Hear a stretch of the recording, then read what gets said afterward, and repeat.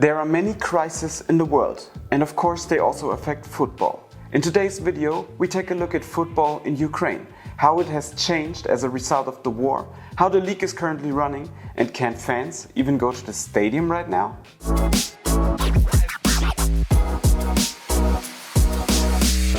First of all, a small clarification.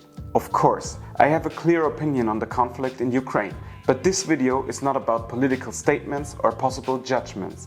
The focus here is on football in Ukraine and the effects of such a war on it. Next week, we will look at football in Russia and see what has changed there since February 2022.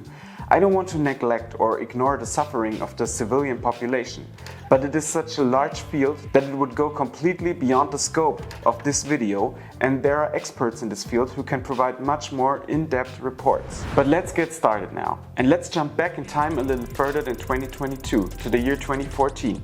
In February of that year, Russia occupied the Crimean peninsula, which was part of the territory of Ukraine. There was a tense atmosphere throughout the country.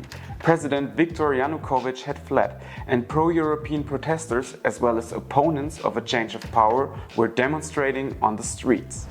But now to the football. At the time, 16 teams were playing in the league, and due to the tense situation in Crimea, the league postponed the start of the second half of the season from the 1st to the 15th of March.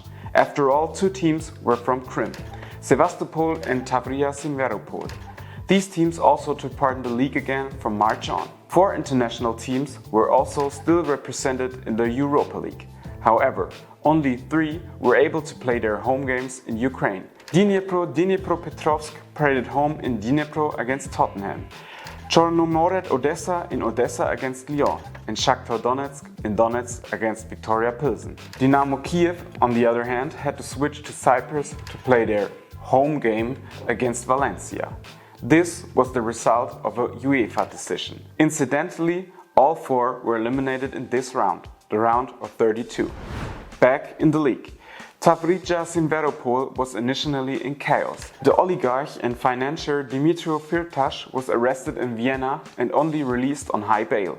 Naturally, home matches could no longer be played in Crimea under these circumstances.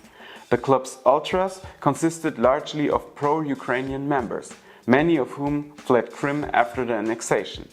The club's founding from Ukraine collapsed from one day to the next. The team was then unable to reach its first home game in Kiev by plane at the beginning of March and had to take an eternal bus journey.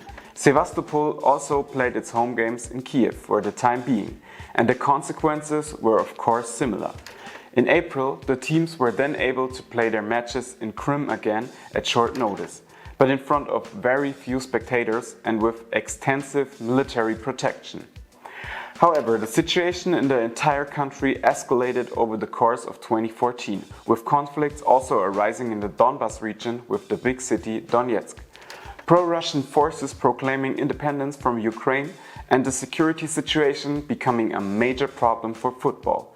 The ultras of many clubs took a clear pro-Ukrainian stance, organized protests, and were also involved in some of the fighting in the eastern regions. For the first time, Ukrainian football faced a crucial test. After the 13-14 season, both Crimean teams were subsequently removed from the competition. Sevastopol was disbanded for the 14-15 season, re-established, and then took part in a Russian league. Simferopol followed a similar path, and the new club FC TSK Simferopol has also been playing in the Russian league system since the 14-15 season. A successor club was later founded in Ukraine, in Kherson, with the same people in charge, but it had to cease operations in 2022 after the Russian attack.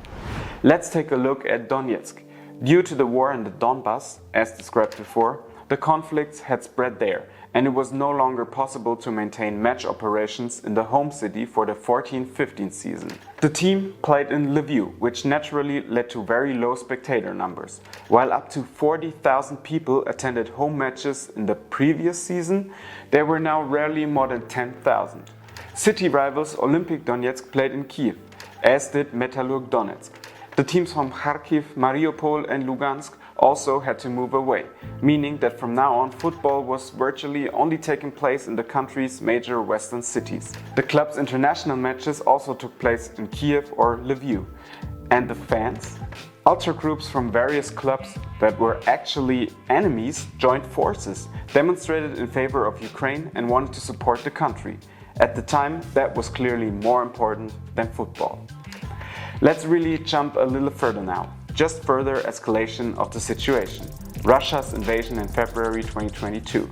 Ukraine was now in its 31st season of the Ukrainian Premier League, and matches were even played again in cities such as Kharkiv and Mariupol. The traditional winter break was just coming to an end. The restart was imminent, and suddenly the country was at war.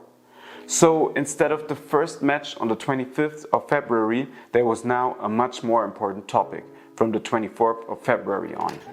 The match between Minal and Zorya was cancelled and postponed indefinitely. Shortly afterwards, President Zelensky declared martial law and all sporting competitions were initially suspended until 25th of April. The conflicts are known to continue to this day, and on the 2nd of May of 2022 it was then decided to cancel the season and the championship title was not awarded. An executive committee met on the 27th of May to make promotion and relegation arrangements. It was also confirmed that Desna Chernihiv and FK Mariupol would withdraw from the league due to the severe damage caused by the war. How did the fans react? They became politically active again. The country's biggest fan scenes joined forces to call for the defense of Ukraine and went to the front in large numbers. 10 years ago, the ultras had agreed a truce among themselves due to the political situation. Now, they went to war together. And the players? There was a FIFA regulation that allowed players in Ukraine to suspend their contracts with Ukrainian clubs. Of course, foreign players in particular left the clubs in many cases, often on loan, to await further developments. One example would be Maicon, who returned to Brazil from Shakhtar Donetsk. Of course, there were also political cases, such as that of striker Ilya Skurin from Belarus, who was loaned out by CSKA Moscow to Dynamo Kiev and left the Ukrainians the day after the invasion. Important to mention, Skurin publicly condemned the invasion and sided with the Ukrainians. Today he plays in Poland. Another example is Andrei Vyskrebentsev, who moved from his team FK Mariupol to Belarus on the day of the invasion and, although born in Ukraine, now has Russian citizenship. It had no direct impact on the European competition, as all teams had already been eliminated in the group stage. And what happened next? On the 25th of June 2022, Yevhen Diki, the league's executive director, announced that the league would start in its usual mode with 16 teams from the 20th of August on. There was some criticism because there were warnings that the games could be target of a Russian missile attack. And it did indeed start in August. The important question: at which venues were the games played? Stadiums in Kiev, Uzhhorod, Lviv and Minai were used, but only those that also had an air raid shelter. Spectators were not allowed and the matches were played without fans. Anyone who thought that there would no longer be any foreign players in the league was mistaken. Many players returned from loan, but there were also real transfers. Players such as Justin Lonwijk from Denmark came to Dynamo Kiev and Yanis Hamache from Portugal to Dnipro. But of course, there were far fewer foreign players than before. Before the restart, the players were trained on how to react to a potential air attack and where to find protection zones on the stadium grounds. No return to normality, football at war. And that quickly became apparent. A match in Lviv on Ukraine's Independence Day was scheduled for 3 p.m. And at 1:30 p.m. an air raid siren sounded in Lviv, forcing players, coaches, referees and media to seek shelter in the stadium's air raid shelter. On 3 separate occasions during the match, the game had to be stopped due to air raid sirens and everyone had to take shelter. The final whistle blew at 7:27 p.m. local time, 4 hours and 27 minutes after the original start time. Overall, the first match day was characterized by political messages. Donetsk players wore shirts before the game with the slogan "Donetsk, Ukraine will win." Metalist played with a logo of the Armed Forces of Ukraine instead of the sponsor's logo on their shirt. As the season progressed, the sporting side also came to the fore. And of course, one man Mikhailo Mudryk dominated the first half of the season, before famously moving to Chelsea in England for a large sum. Another not entirely unknown name, Artem Dovbyk, who scored the most goals in the first half of the season. But the air alarms did not disappear either, becoming almost an everyday occurrence in the league.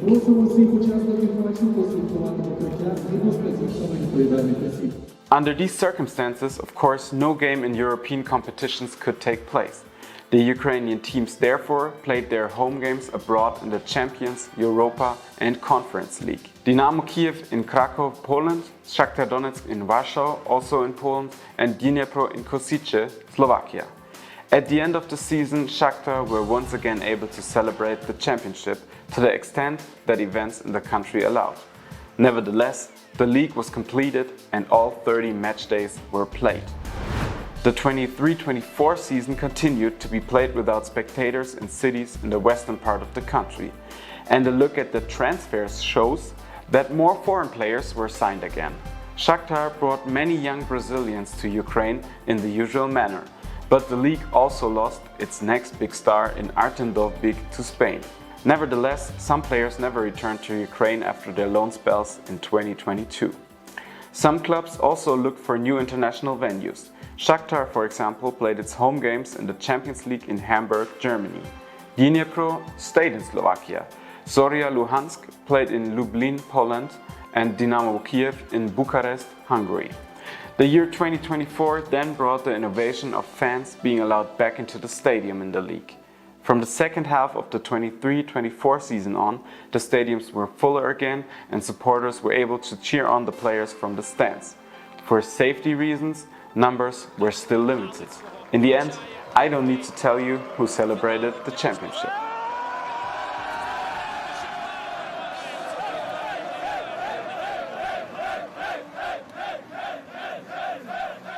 So now the new season has started, 24-25. The next step towards a normality that will of course never exist during the war. But in Ukraine, it currently seems as if football has found a way to keep going despite the war and not lose touch with the rest of Europe.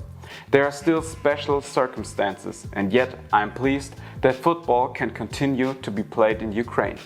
Next week, we will take a look at how the war has affected football in Russia.